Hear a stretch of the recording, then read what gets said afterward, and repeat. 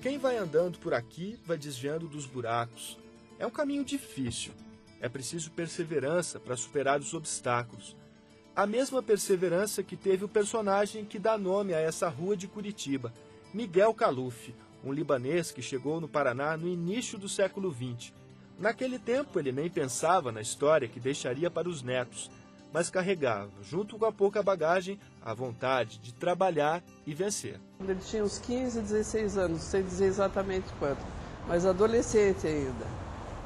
E como ele dizia, com uma mão na frente e outra atrás, sem nada, sem saber falar uma palavra de português, sem dinheiro, com a cara e coragem, como dizem. Com a vontade de trabalhar, batalhar e construir alguma coisa, sempre. Foi um homem que construiu tudo que ele possuiu, sozinho, sem auxílio de ninguém, à custa do seu próprio trabalho. E conseguiu. Além de montar uma loja para vender tecidos, Miguel Kaluf construiu casas e até o prédio mais alto da capital na época, onde hoje funciona um hotel.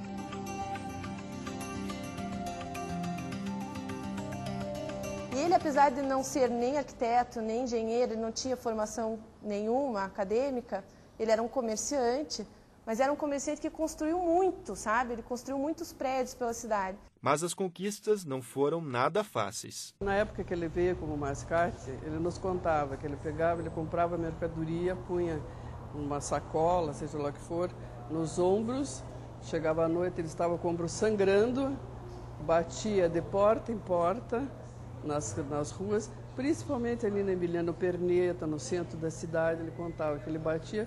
E ele era conhecido, ele era uma pessoa conhecida e benquista por toda a sociedade. Então dizia, o Miguelzinho chegou.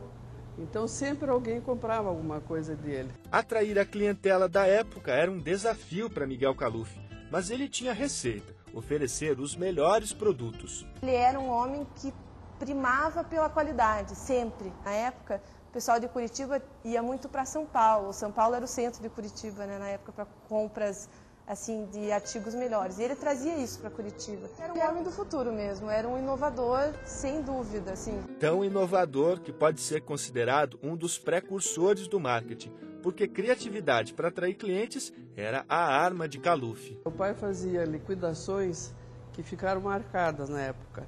Ele, no final de determinado mês, uma temporada assim, ele reunia. Naquela época você vendia em peças, tecidos.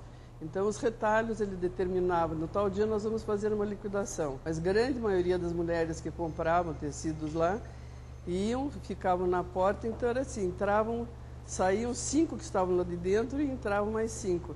E nessa confusão toda saía a briga, a discussão, era uma coisa incrível. Foi a primeira pessoa também que colocou mercadorias não do seu ramo na porta da loja. Na época, na época de Páscoa, por exemplo, ele punha chocolate, produtos de Páscoa. A postura inovadora de Miguel Kaluf não se limitava aos negócios. A família também acabava entrando no clima. Um exemplo disso foi quando o Fusca foi lançado no Brasil. Na época que eu era criança, meu pai alugava um carro de praça para nós circularmos, viajarmos eventualmente. Na época que apareceu o Vox, ele disse, não, eu vou comprar.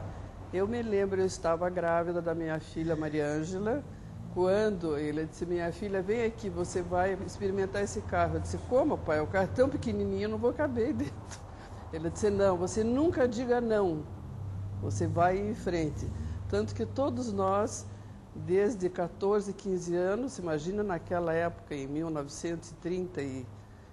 não, 40 e pouco, 40, 41.